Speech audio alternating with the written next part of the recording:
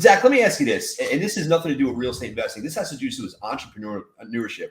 Do you think that entrepreneurs could be made, or do you think they kind of come out of the womb with that certain talent? No, I 100% made. I believe it's 100% made. I'm a big believer that you develop who you are. You develop your character. And I believe that there's opportunities, luck, situations that breed this pain or hunger in people.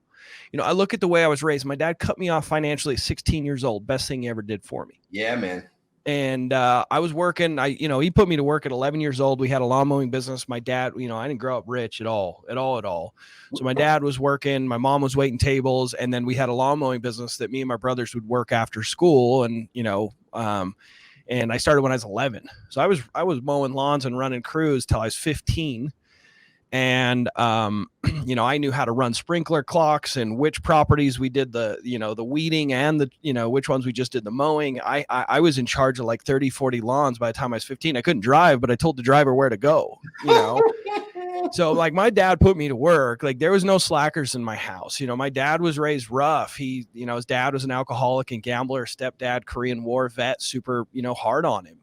He had to beg food from his neighbors to feed his siblings when he was young.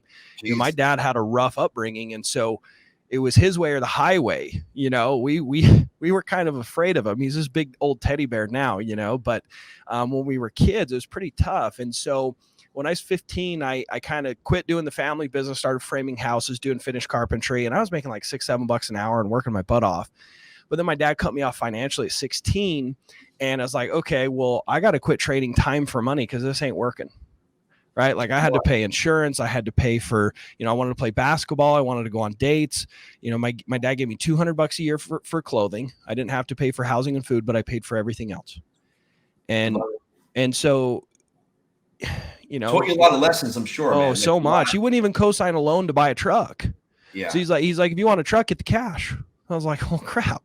Yeah. So I went to Nova Scotia, Canada, my junior year summer. I worked 80-hour work weeks over the summer doing landscaping and taking care of a property. It was absolutely horrible, hard labor, building retaining walls, throwing sod. Worked my tail off, and I made about $8,000-9,000, bought my first truck cash and all the equipment, started my first business. And I had no clue what I was doing. I had no idea how to wash a window. I had no idea. I had to call someone in the Yellow Pages and be like, hey, my dad wants a bid for his windows to figure out how much to charge people. Right. And I was so out of money that I didn't have money to put gas in my truck.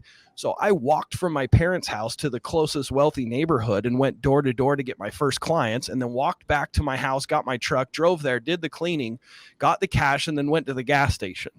Right. Like I had to hustle. There was no other option if I wanted something in life. And so that started that fire in me. I think that, Tony Robbins talks about it all the time. He said, pain is the biggest motivator. Right? Pain is the biggest motivator. And sometimes that pain might be, we're not happy with where we are. Sometimes we don't feel like we are taking care of ourselves or our families in the way that we want to, but you have to find that reason inside of you to be uncomfortable, right? Because the pain of being an entrepreneur is painful. It's hard, but the pain of not being successful has to be more painful than doing the work.